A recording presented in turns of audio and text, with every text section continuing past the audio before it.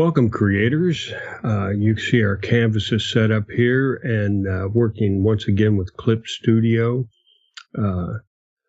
We have the progress that we completed in episode 1. Let's do a quick recap.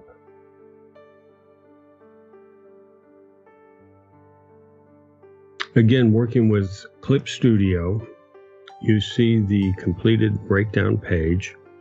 It includes our text boxes and word balloons, and incidentally, we have a tutorial showing you how to create your own text boxes and word balloons in Clip Studio. We'll leave a link for you in the description below. So we have our text, we have our panel breakdown, 4 horizontal panels with the action flow moving from top to bottom. Nice even flow, directs your eyes simply down. Also, the tilt of the action kind of sound effect in panel 4, I have it tilted up slightly, which will also subliminally direct your eye up and over to the next page. So always wanting to move our audience along our storytelling. At this point, breakdown's complete. You see there, I am showing you the completed pencils in panel 1. Let's focus in there as we prepare for the handoff.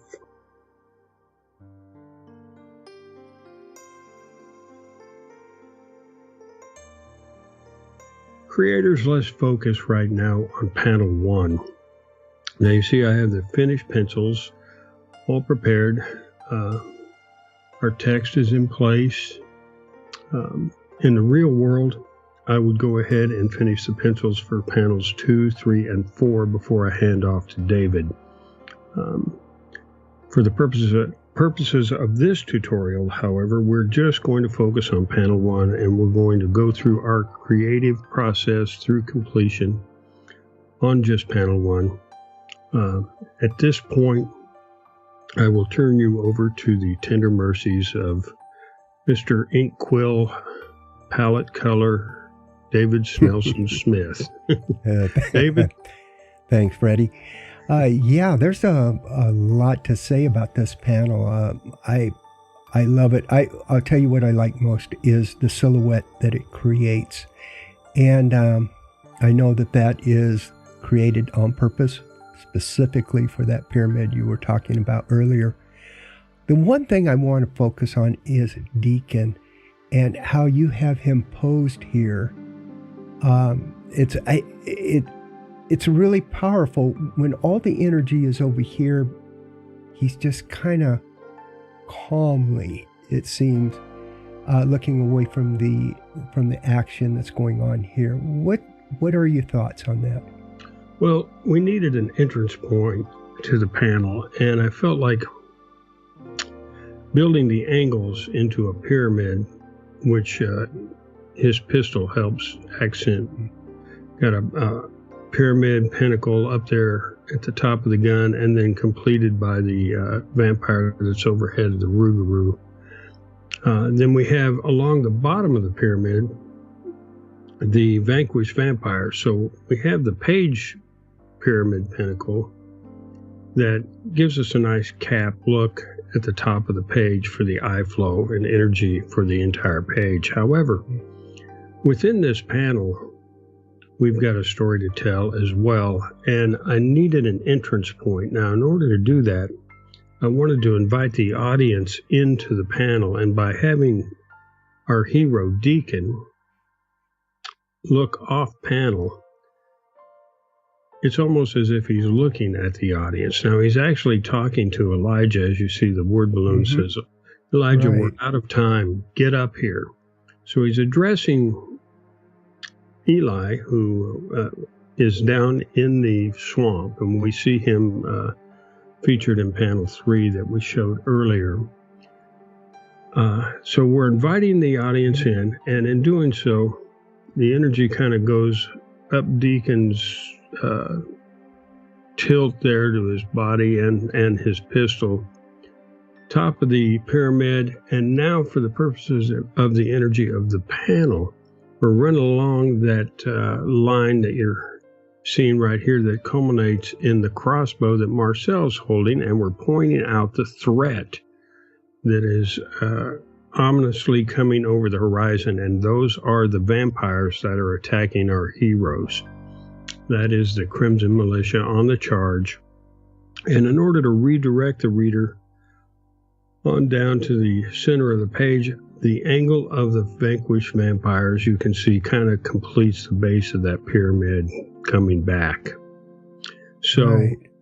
that directs us back to the center of the page and down to panel 2, where we see a close-up of those vampires coming over the horizon.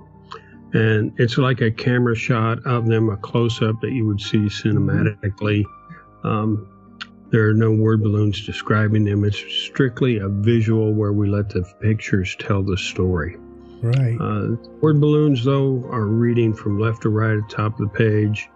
The second one is where our stress levels are amped up a little bit. Marcel is laying out the situation, saying a second wave is charging. We don't have the ammunition to deal with it. So you can see the vanquished vampires were part of the first wave. Now there's a second wave on the move. And our audience is aware of them through the text and the visuals. Right. Now that is interesting. You just,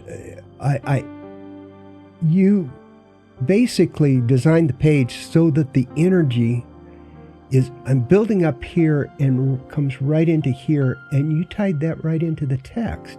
That we're amping up, as you put it, that energy, and that's interesting. Well, anyways. Well, that's where we have the advantage of having written the story prior to the illustration, and that really helps. I mean, we've worked both ways before. I mean, the old Stan Lee, Jack Kirby, Steve Ditko deal, where they would actually work off a basic plot, draw the stuff, and then Stan would script it. We've done things like that in the past. But seems to me right now we have a really good flow working directly from a script, and it helps me visually understand where I want to go from the beginning to the end of each page.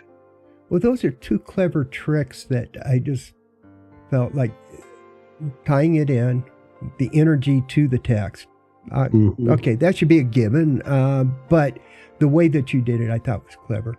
Also, bringing us into the picture. Of course, we're always going to be off page, and then you're bringing us into the page through Deacon, and I think that's pretty clever. Yeah, just a little. It's an invitation. Yeah, and it works. Now the other thing, as I said, I love the silhouette that this page creates, and we obviously don't want to break that silhouette, and you show, actually no background whatsoever. And my vision, I see it as, just plain, no gradient, no nothing. If it's a solid color, or maybe white, to keep from breaking this path, this silhouette that you've created for us. Yeah, I agree.